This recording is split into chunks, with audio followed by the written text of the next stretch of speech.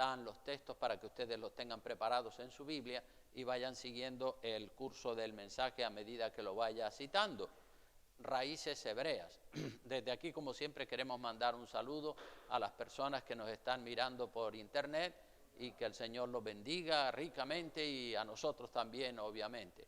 Entonces, el tema del que les quiero compartir en esta tarde algunas pinceladas es mucho sobre lo que se podría hablar de este tema, pero es acerca de las raíces hebreas, porque en los últimos 20, 30 años está cogiendo fuerza, hermanos, un movimiento que se llama raíces hebreas.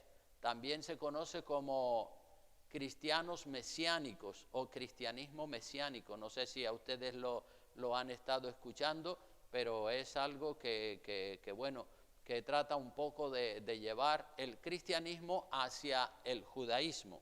Por eso se llama raíces hebreas y también se le llama cristianos mesiánicos.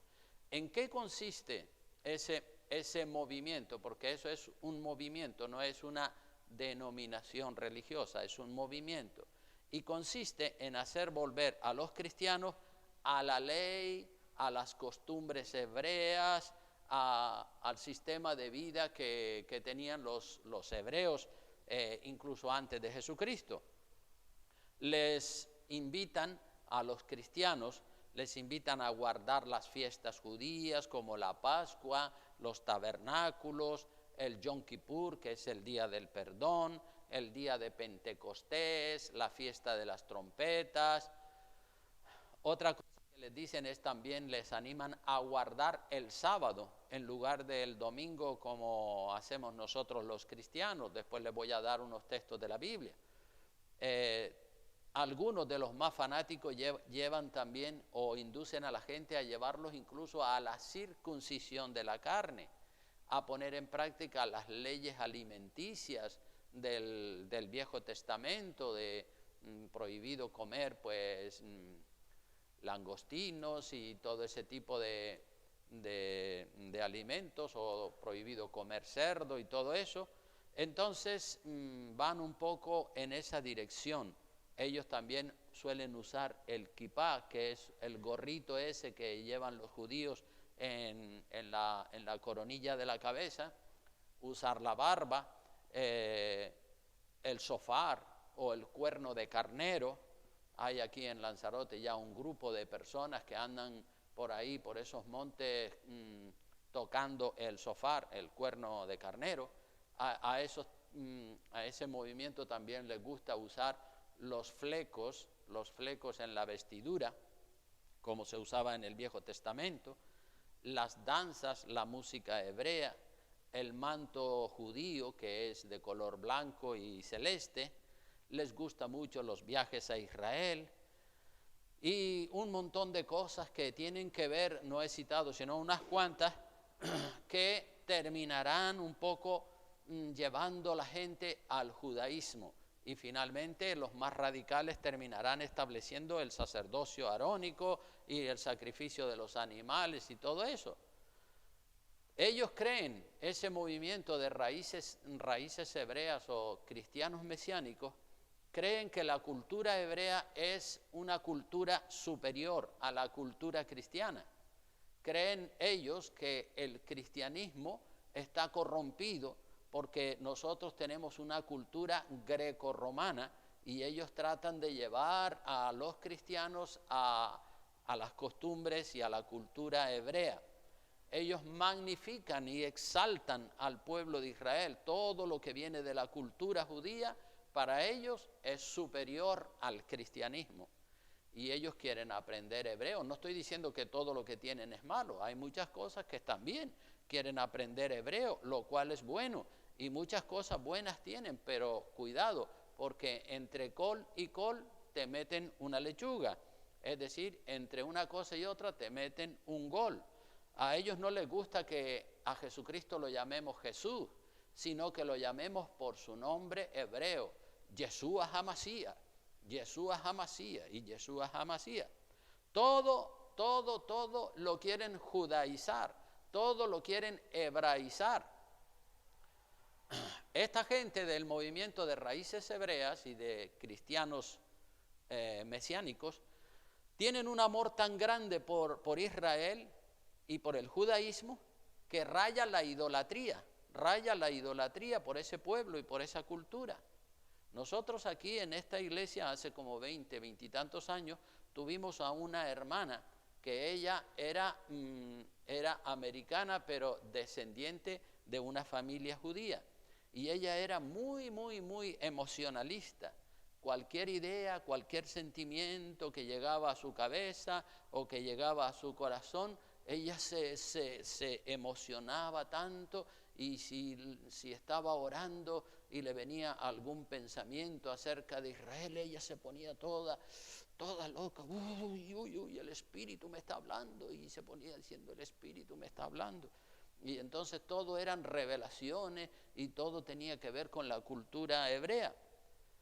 Llegó un día a decirme a mí, pastor, el Señor me ha revelado que usted es descendiente de la tribu de Judá. Y me lo dijo como una gran cosa, como si el hecho de que yo fuera descendiente, que no lo soy, yo no sé mi genealogía, pero según ella, Dios le reveló que yo era descendiente de la tribu de Judá, como si eso fuera un privilegio tremendo. Según esta hermana, todos los miembros de la iglesia eran descendientes de las diferentes tribus de Israel. Y a cada persona ella se lo iba diciendo, le iba diciendo que el Señor le reveló a ella que este era de la tribu de Benjamín, que el otro era de la tribu de Judá, o de la tribu de Neftalí, o de la tribu de Zabulón. Al final todos los miembros de la iglesia eran descendientes de diferentes tribus del pueblo de Israel, según las visiones o según las revelaciones que esta hermana tenía. Nosotros malamente conocemos a nuestros abuelos. Yo no conocí a mis abuelos y mucho menos a mis bisabuelos. ¿Y cómo vamos a conocer 30, 40 generaciones para atrás? Eso es imposible. Las naciones, los diferentes pueblos de la tierra nos hemos mezclado y hemos perdido nuestra genealogía. La mayoría de nosotros no sabe quién fue su bisabuelo y mucho menos su tatarabuelo. El mismo pueblo de Israel se mezcló con otros pueblos y nadie puede saber a ciencia cierta de qué tribu desciende o de qué nación desciende o cuáles son sus ascendientes, sus antepasados. Las genealogías traen disputas, traen problemas, no traen bendición. Mire lo que dice Primera de Timoteo capítulo 1, versículo 3 al 4. Lea ahí conmigo, por favor. Primera de Timoteo, capítulo 1, versículos 3 al 4. El apóstol Pablo le está dando buenos consejos a Timoteo, su hijo, y le dice, como te rogué que te quedases en Éfeso cuando fui a Macedonia, para que mandases a algunos que no enseñen diferente doctrina, porque ya en aquella época ya habían doctrinas falsas corriendo por todas las iglesias. El verso 4 dice, ni presten atención a las fábulas y a genealogías interminables. Todos sabemos lo que es la genealogía, es el registro de nuestros antepasados, el padre, la madre, el abuelo, la abuela, el bisabuelo, la bisabuela, el tatarabuelo, y así seguir, una genealogía interminable. Dice, no presten atención a fábulas ni a genealogías interminables que acarrean disputas más bien que edificación de Dios, que es por fe. Así te encargo ahora, le dice Pablo a Timoteo. Entonces, esta gente de las raíces hebreas y del cristianismo mesiánico tienen todos esos conceptos y empiezan a seducir a muchos cristianos y los arrastran y se van con ellos. Raíces hebreas, cristianos mesiánicos, creen que tenemos que vivir como judíos convertidos al judaísmo, porque ellos piensan que el judaísmo es superior al cristianismo. Ellos desprecian el Nuevo Testamento y exaltan la Torá, la ley de Moisés y la ley de Moisés y la ley de Moisés. Y está bien, hermanos, que amemos al pueblo de Israel, porque ellos son descendientes de Abraham por la línea de la sangre, ¿verdad? Abraham fue el padre de la fe, como todos sabemos. Pero una cosa es amar a los hebreos y otra cosa bien distinta, bien diferente, es idolatrarlos o creer que son superiores a los demás pueblos por el hecho de descender de Abraham. También nosotros somos descendientes de Abraham, no por la línea de la sangre, pero sí por la línea de la fe. Dentro de ese movimiento de raíces hebreas o cristianismo mesiánico, también hay diferentes corrientes, ¿verdad? Los hay más moderados, los hay más radicales que quieren pues meter el judaísmo al 100%. Otros son más moderados y se conforman pues con poquito, con usar la bandera y hablar de Israel y Yeshua HaMashiach y bueno, y guardar el sábado y algunas cositas así. Pero hay otros que son más radicales y quieren llevar a la gente otra vez al judaísmo del Viejo Testamento. Esto es un movimiento, como digo, lo de raíces hebreas y de cristianismo mesiánico es un movimiento, no es una iglesia que tiene una denominación, es un movimiento, una moda, unos conceptos, unos ideales que entran en algunas iglesias, como entró, por ejemplo, el movimiento de la prosperidad. Es un movimiento que se infiltró en muchas iglesias. También hubo otro movimiento que se le llamó el movimiento de la risa santa. Y ese movimiento entró en algunas iglesias y entonces los cultos se volvían un show, un espectáculo, todo el mundo allí a reventarse de risa.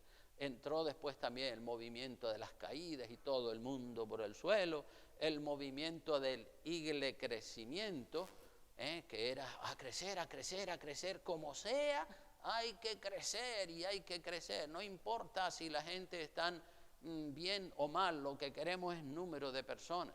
Son movimientos, son modas, ideales, corrientes ideológicas que van entrando. El feminismo es otro movimiento que ha entrado en muchas iglesias. El movimiento de lo profético. Cuando entró ese movimiento de lo profético, salieron profetas hasta debajo de las piedras. Después entró el movimiento de lo apostólico y aparecen apóstoles también por todo lugar. Entonces son modas, costumbres, ideales, movimientos de diferentes partes que entran en las iglesias y no son filtrados con la palabra de Dios. Todos los movimientos, todos los ideales, todas las corrientes ideológicas deben ser filtradas con la palabra de Dios. Cada moda, cada idea, cada ideal, cada doctrina, cada corriente teológica debe ser examinada a la luz de las Escrituras y sobre todo a la luz del Nuevo Testamento. No tanto del Viejo Testamento, porque obviamente hay diferencias entre el Viejo Testamento y el Nuevo Testamento, pero nosotros como pueblo de Dios estamos bajo el Nuevo Testamento. Aleluya. No estamos bajo el Viejo Testamento.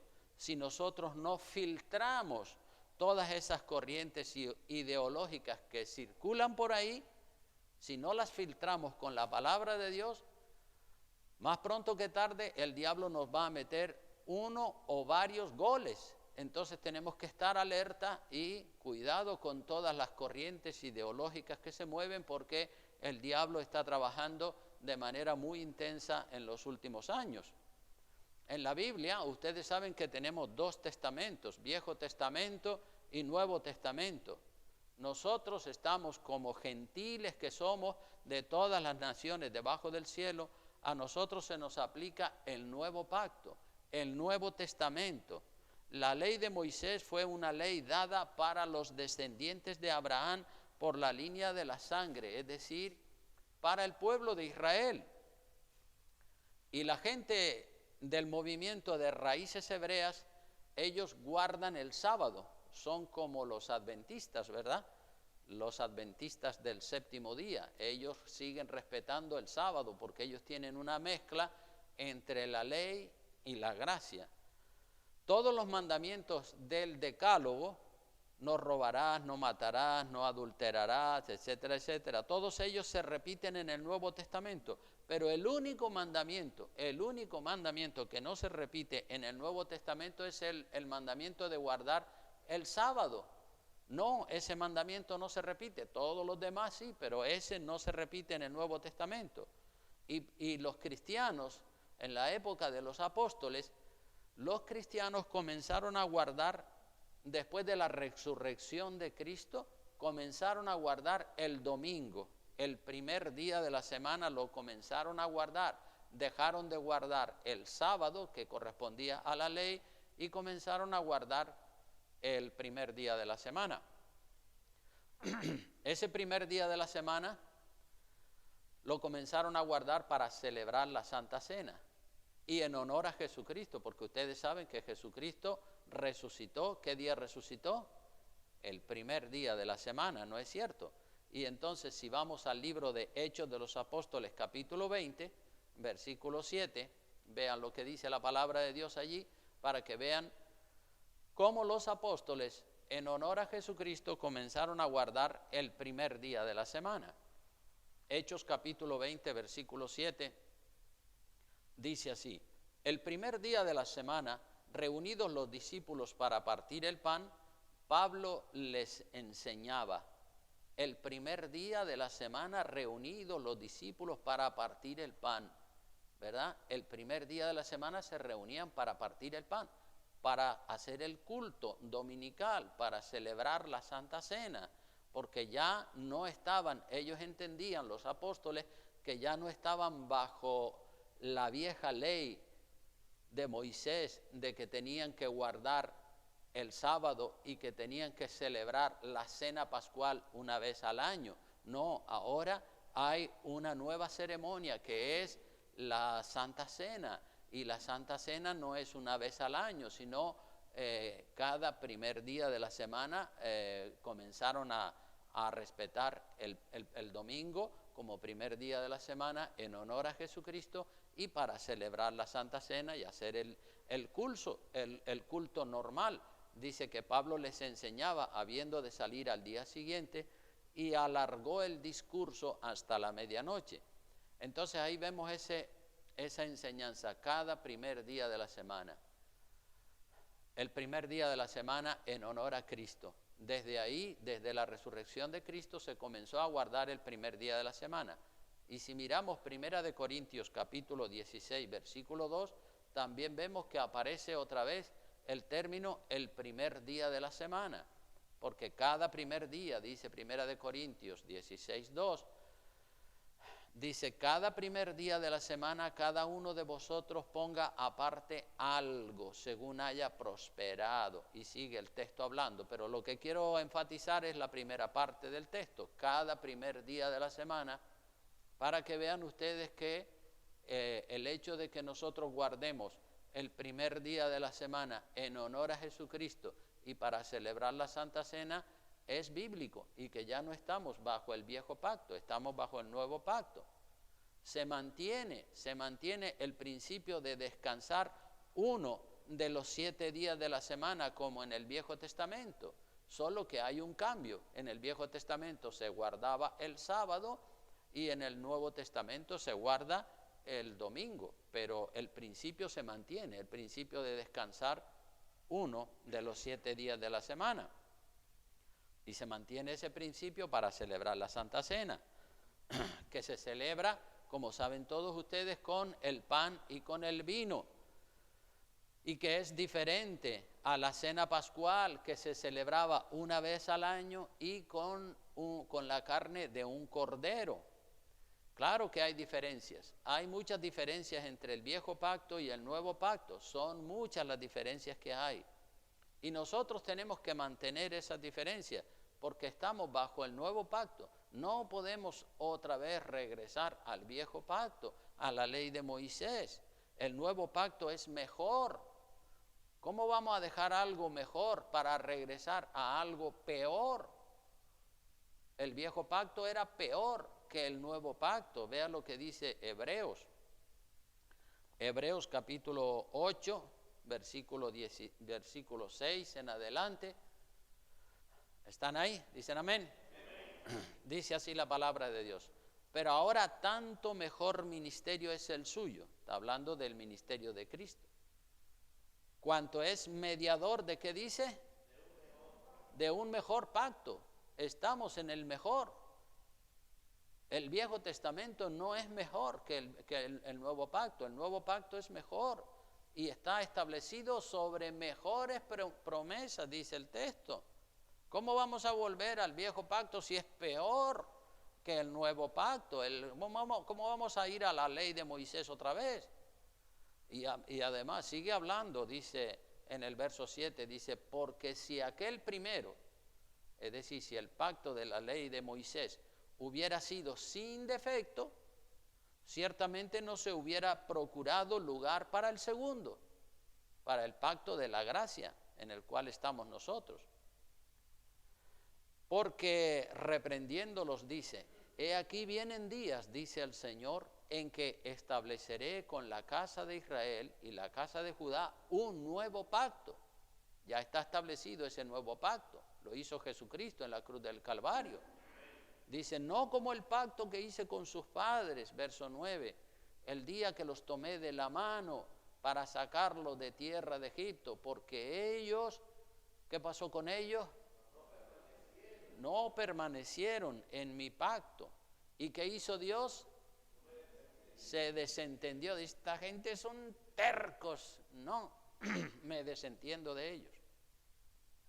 Verso 10 dice, por lo cual, este es el pacto que haré con la casa de Israel. Después de aquellos días, dice el Señor, pondré mis leyes en la mente de ellos y sobre su corazón las escribiré. Y seré a ellos por Dios y ellos me serán a mí por pueblo. Y ninguno enseñará a su prójimo ni ninguno a su hermano diciendo, conoce al Señor, porque todos me conocerán desde el menor hasta el mayor de ellos, porque seré propicio a sus injusticias y nunca más me acordaré de sus pecados y de sus iniquidades.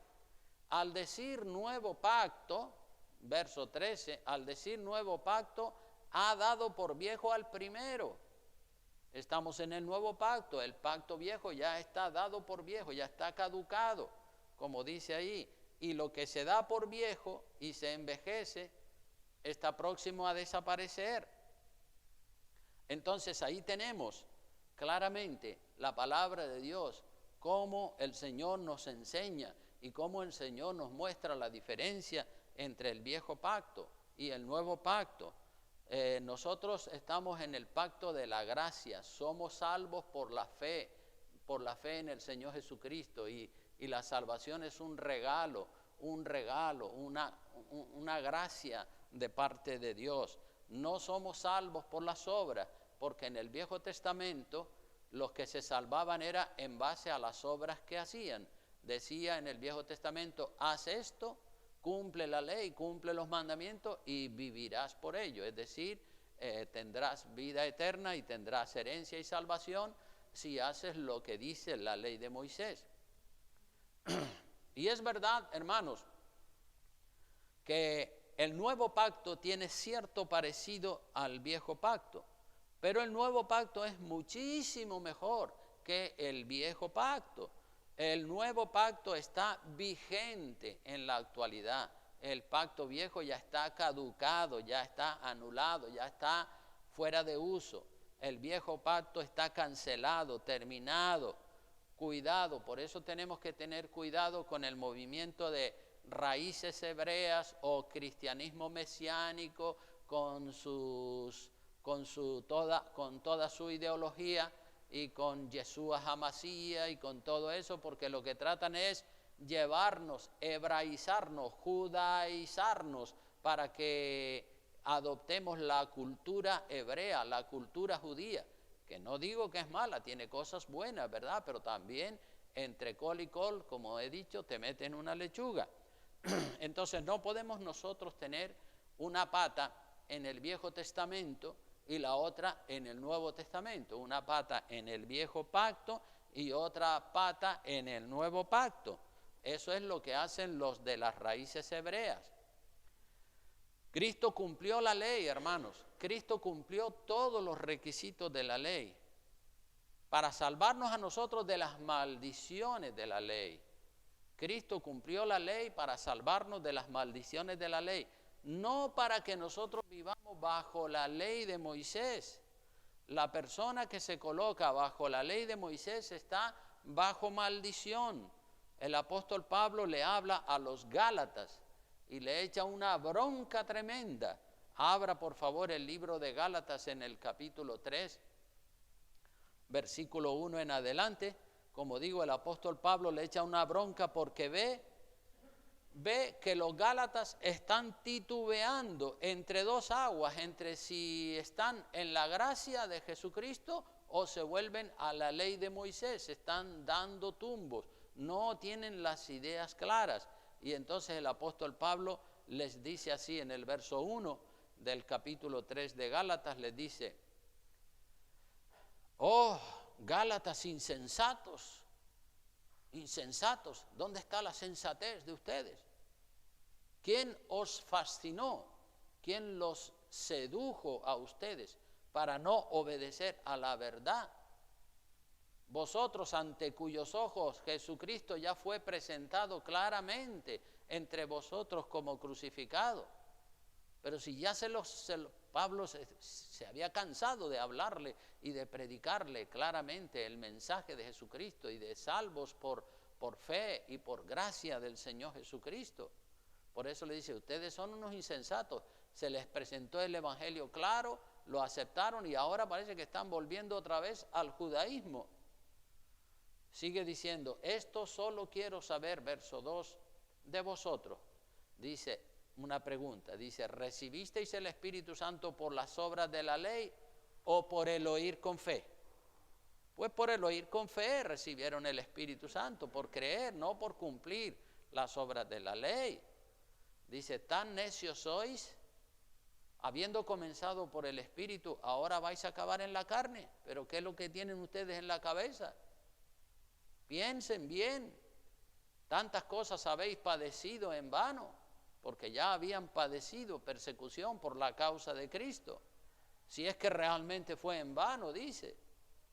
O sea que el apóstol Pablo llama a los Gálatas a no dejarse llevar, a no dejarse seducir, creyendo que la salvación se consigue por cumplir las obras de la ley de Moisés. La salvación es por la fe en la obra de Cristo, no por nuestras buenas obras. Sí debemos hacer buenas obras, pero no para salvarnos por nuestras buenas obras. La salvación es solamente por la obra de Cristo, que es una obra perfecta, hecha en la cruz del Calvario. Amén. Entonces nosotros recibimos el Espíritu Santo por haber creído, por tener fe en el Señor Jesucristo, no por nuestras buenas obras. Y no estoy despreciando las buenas obras. El pacto que Dios hizo con Abraham fue un pacto de fe. Dios declaró justo a Abraham porque Abraham le creyó a Dios, dice la Escritura, y a Abraham le creyó a Dios y su fe le fue contada por justicia. Es decir, Dios declaró justo y perfecto a Abraham solo por el hecho de que Abraham tuvo fe y le creyó a Dios. A Dios le gusta mucho que tengamos fe y que creamos todo lo que Él dice en su palabra. Abraham era un pecador igual que cualquier otro y cometía pecados y la Biblia registra algunos de los pecados de Abraham. Pero Abraham, en medio de tanta incredulidad que había en aquella generación como la que hay hoy en día, Abraham le creyó a Dios y solo por creerle le fue contado por justicia. Es decir, Dios declara que Abraham es justo solo por el hecho de que Abraham le creyó. A Dios le agrada mucho que le creamos y que tengamos fe en lo que Él nos dice en su santa palabra.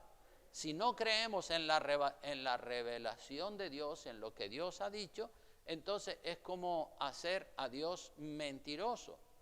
En 1 de Juan capítulo 5 versículo 10 dice: el que cree en el Hijo de Dios tiene el testimonio en sí mismo.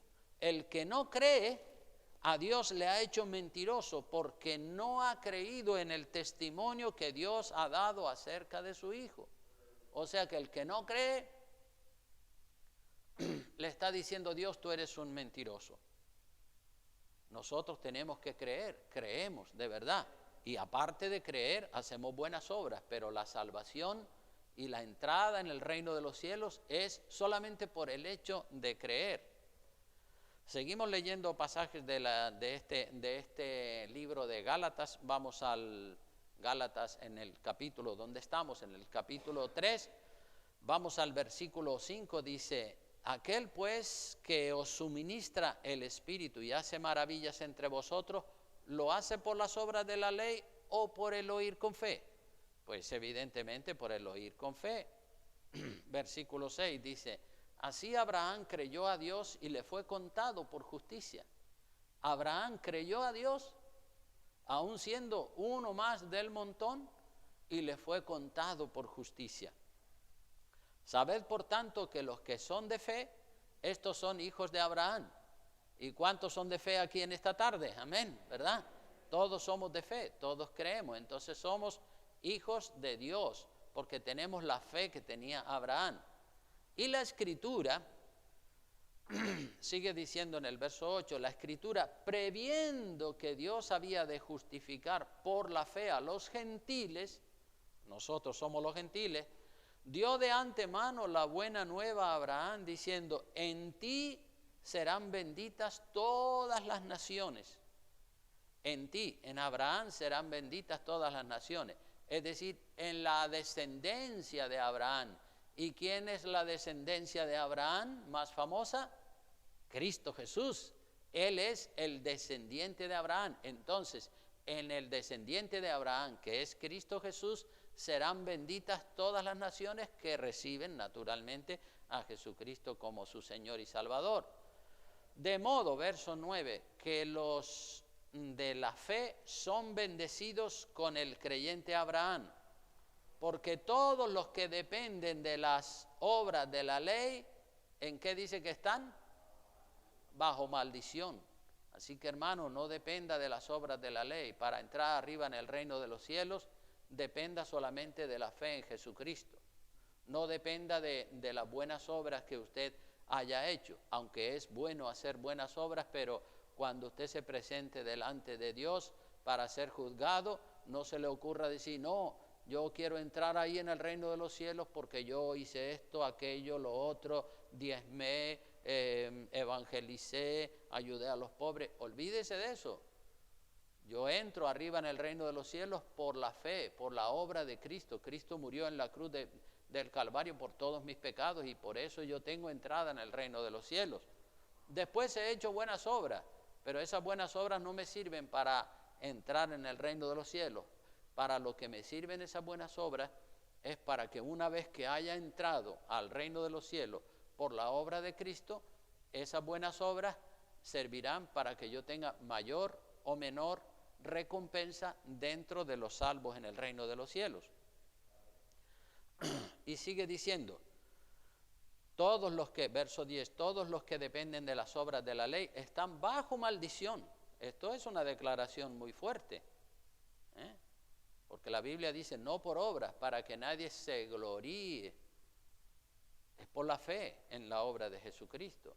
Dice: maldito todo aquel que no permaneciere en todas las cosas escritas en el libro de la ley para hacerlas. Entonces la ley era muy difícil de cumplirla y gloria a Dios que nosotros estamos bajo la gracia de nuestro Señor Jesucristo. Dice que sin fe es imposible agradar a Dios. En Abraham serán benditas todas las naciones gentiles que tienen fe. Es decir, en Cristo Jesús, como dije anteriormente, que es la simiente de Abraham. En Él todos somos bendecidos y tenemos salvación por fe en la obra de Cristo en la cruz del Calvario.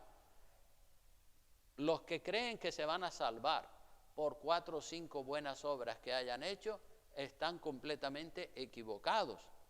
Por cumplir la Pascua o cualquier otro mandamiento, o la circuncisión, o por usar el kipá, o por usar la bandera de Israel, o cualquier otra cosa, están completamente equivocados. Es imposible para el ser humano cumplir con la ley de Moisés. La ley de Moisés era tan estricta, era tan rígida y era tanto lo que exigía que era imposible cumplirla. El único hombre que pudo cumplir la ley de Moisés a rajatabla, al 100% y a la perfección fue Jesucristo. Fuera de ese, ninguno la pudo cumplir a rajatabla como demanda la ley.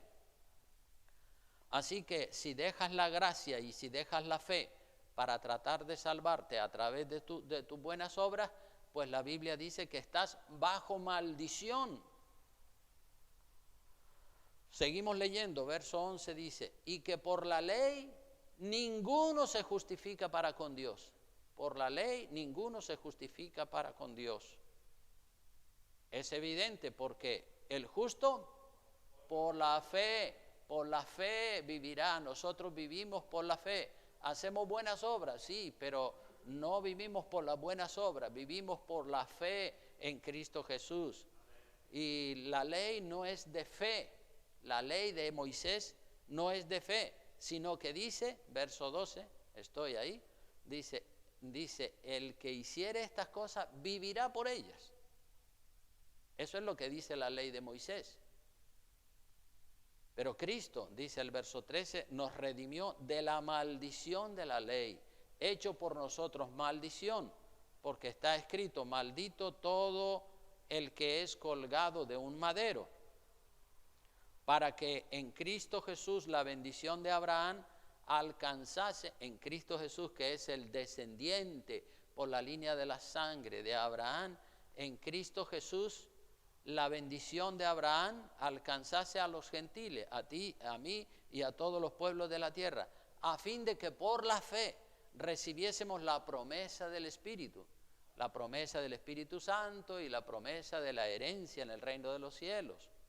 Entonces, el justo vive por la fe, no por las obras, como dice que vivía Moisés, vivía como viendo al invisible. Así tenemos que vivir nosotros también. Y usted dirá, bueno, ¿y entonces qué lugar ocupan las buenas obras en la vida del cristiano, en la vida de la cristiana? ¿Tenemos que hacer buenas obras, sí o no? Pues claro que sí, obviamente tenemos que hacer buenas obras, y las buenas obras son agradables al Señor. Las buenas obras serán tenidas en cuenta ante los ojos de Dios para darnos recompensa mayor o menor en función de cuántas buenas obras hayamos hecho en el reino de los cielos, una vez que hemos sido salvos por la fe y por gracia. En Apocalipsis 22, 12 dice, he aquí, yo vengo pronto para recompensar a cada uno, como dice al final, según sea su obra.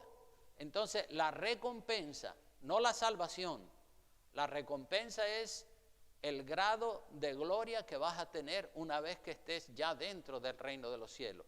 La salvación, la entrada al reino de los cielos es solo por la obra de Cristo. Pero la recompensa que vas a recibir, porque en el cielo no todos van a brillar con la misma cantidad de luz. Unos brillan más, otros brillan menos, como dice, como las estrellas, ¿verdad? Una es la luz del sol, otra es la luz de la luna, otra es la luz de las estrellas, de los luceros, etcétera, etcétera. Y así seremos en el reino de los cielos. Entonces, Cristo nos liberó de estar bajo esa ley de Moisés, que era una ley estricta, que era imposible de cumplir para los hombres. El único que pudo cumplir, como dije anteriormente, el único que pudo cumplir la ley al 100%, a rajatabla, ese fue el Señor Jesucristo. Pero ningún hombre la ha podido cumplir a la perfección.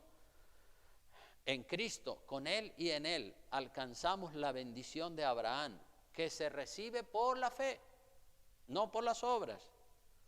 El verso 14 dice, para que en Cristo Jesús la bendición de Abraham alcanzase a los gentiles, a ti y a mí que somos gentiles, a fin de que por la fe recibiésemos la promesa del Espíritu y la herencia y todo lo demás.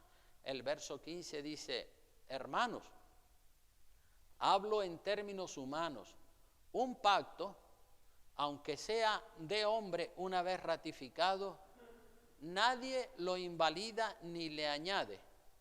Un pacto, se está refiriendo al pacto que Dios hizo con Abraham 400 y pico años antes de la promulgación de la ley. porque la ley vino 400 y pico años después de que Dios había hecho el pacto con Abraham. Y dice, por eso, un pacto una vez, dice, un pacto, aunque sea de hombre, cuanto más si es de Dios. Una vez ratificado, nadie lo invalida ni le añade. Entonces, el pacto que Dios hizo con Abraham de en ti serán benditas todas las naciones de la tierra, es decir, en Jesucristo, el descendiente de Abraham, serán benditas todas las naciones de la tierra, ese pacto nadie lo puede invalidar, nadie le puede añadir, porque es un pacto que está ratificado por Dios.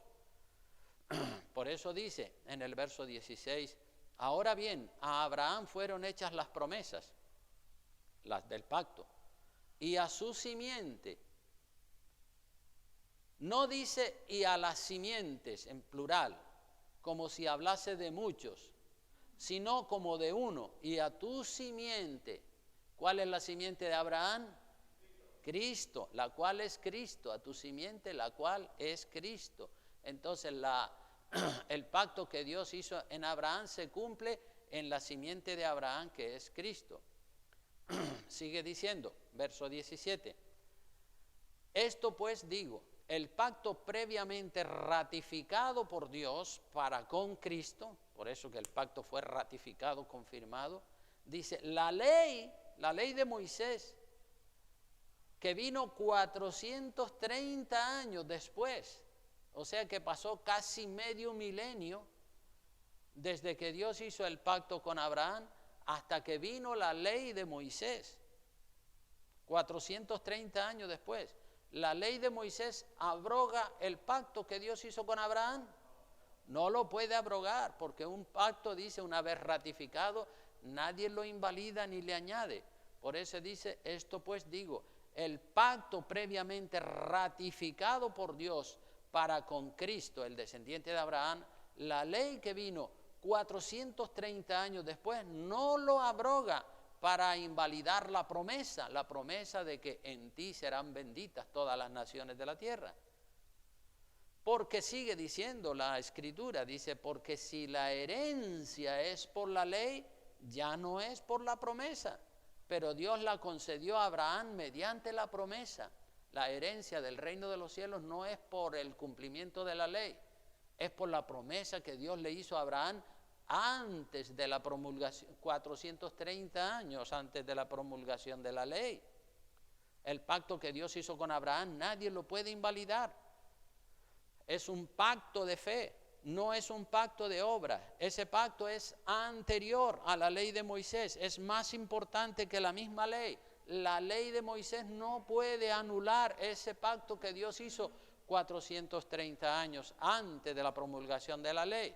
Entonces la herencia del reino de los cielos no es por cumplir los mandamientos de la ley, es por la promesa hecha a Abraham y a su simiente en Cristo. Por la fe en Él seremos salvos. Amén. Verso 19, ya voy concluyendo, ya dice, entonces, ¿para qué sirve la ley? Claro, es una pregunta lógica.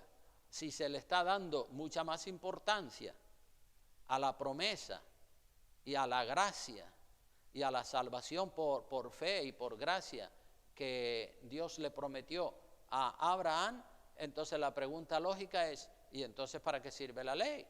Pues la Biblia te da la respuesta, dice, fue añadida a causa de las transgresiones. La ley de Moisés fue añadida para el pueblo de Israel a causa de las transgresiones, a causa de la mala vida que vivía la gente, a causa del pecado. Fue añadida, la ley de Moisés fue añadida después del pacto con Abraham, para que la gente se portaran bien durante ese tiempo que faltaba para que viniera el Cristo, para que viniera la simiente, para que la gente se portaran correctamente. Es decir, mientras tanto venía la simiente de Abraham, que faltaban todavía algunos miles de años para que viniera la simiente de Abraham, el cual es Cristo, que vino casi 1500 años después de la promulgación de la ley. O sea que desde Abraham vivió alrededor del año 2000 antes de Jesucristo. La promulgación de la ley fue aproximadamente en el 1500 y algo antes de Jesucristo. O sea que primero fue la promesa, después la ley, y la ley duró 1500 años hasta que vino Jesucristo. Entonces, ¿para qué sirve la ley? Pues fue añadida a causa de las transgresiones hasta, es decir, provisionalmente, hasta que viniese la simiente a quien fue hecha la promesa y fue ordenada por medio de ángeles en mano de un mediador. Y el mediador no lo es de uno solo, pero Dios es uno. Otra pregunta, en el verso 21 dice, luego, ¿la ley es contraria a las promesas de Dios? ¿La ley de Moisés es contraria a las promesas que Dios le hizo a Abraham? En ninguna manera, porque si la ley dada pudiera vivificar, la justicia fuera verdaderamente por la ley, es decir, la salvación fuera por el cumplir la ley. Pero no, la ley no sirve para salvar a nadie. Lo único que sirve para salvar a la gente es la fe en Jesucristo. Amén. La ley no nos podía vivificar, la ley no nos podía salvar ni hacernos justos delante de Dios. Durante 1500 años el pueblo de Israel estuvo encerrado, confinado bajo la ley de Moisés, hasta que vino el Mesías, la simiente de Abraham, para sacar al pueblo de esa esclavitud en la ley de Moisés. Así que ya no estamos bajo la ley estricta de Moisés, estamos bajo la ley de Cristo y le servimos a Cristo por amor a Él y por amor a su palabra. Luego, ¿la ley es contraria a las promesas de Dios? En ninguna manera, porque si la ley pudiera vivificar, la justicia fuera verdaderamente por la ley. Es decir, si esa ley sirviera para salvar a la gente, pues entonces la justicia, el que Dios nos declare justo, sería por la ley de Moisés. Pero no es por la ley de Moisés. Mas la Escritura, verso 22, mas la Escritura lo encerró todo bajo pecado, para que la promesa que es por la fe en Jesucristo fuese dada a los creyentes. Pero antes que viniese la fe, estábamos confinados bajo la ley, encerrados para aquella fe que iba a ser revelada en el futuro.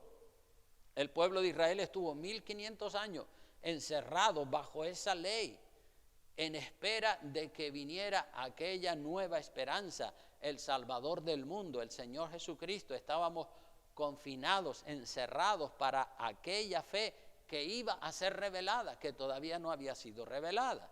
De manera que la ley, dice, ha sido nuestro ayo para llevarnos a Cristo a fin de que fuésemos justificados por la fe.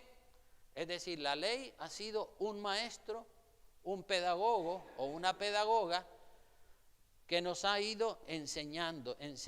Mira, esto sí, esto no, esto está bien, esto está mal, cuidado, por aquí no se puede caminar, esto es peligroso, esto está bien, esto está mal. La ley ha sido un poco la que nos ha abierto los ojos para que podamos entender que Dios es un Dios justo, que Dios es un Dios perfecto, que a Dios le gusta la santidad, la pureza. Ese era el propósito de la ley de Moisés, que la gente entendiera que no podían seguir viviendo como los demás pueblos paganos, sino que tenían que ser correctos en toda su manera de vivir.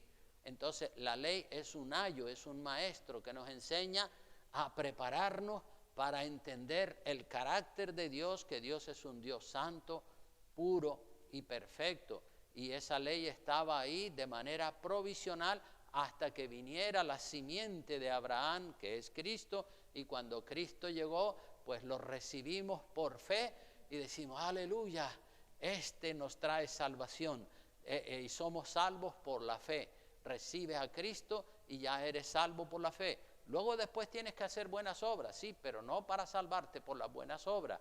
Las buenas obras no son contrarias a la fe, son buenas y agradan a Dios, y Dios las va a tener en cuenta, las buenas obras, para recompensarte con una recompensa mayor o menor, dependiendo cuántas hayan sido tus buenas obras.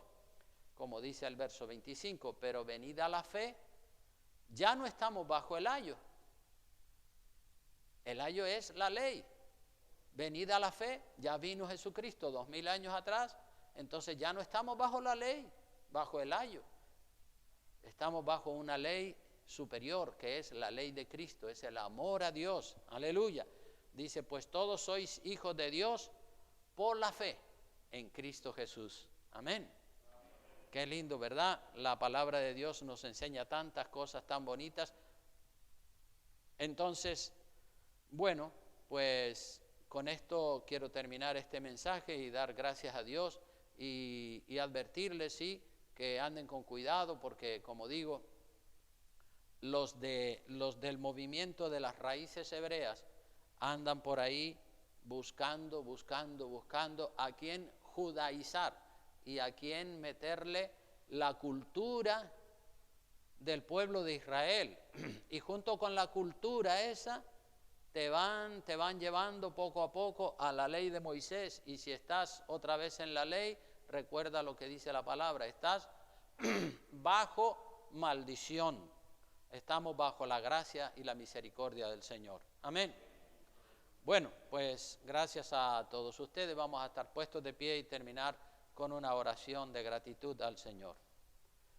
Padre, te damos gracias, Dios mío. Ha sido bueno estar aquí compartiendo con mis hermanos y con mis hermanas esta palabra, estas enseñanzas acerca de las raíces hebreas o del movimiento llamado cristianos mesiánicos, Señor, que sabemos que con toda su buena fe, Dios mío, se están yendo por un camino equivocado. Dios mío, oramos por ellos para que seas tú tratándoles y haciéndoles entender que tienen que seguir a Cristo y que es por la fe, no es por las obras ni por guardar la cultura hebrea ni la cultura judía, Señor. Gracias, Dios mío, en tus manos entregamos toda la congregación, nuestros pensamientos y sentimientos y pedimos que nos guarde y nos bendiga en el nombre del Padre, del Hijo y del Espíritu Santo. Amén y amén. Que Dios les bendiga y salúdense los unos a los otros.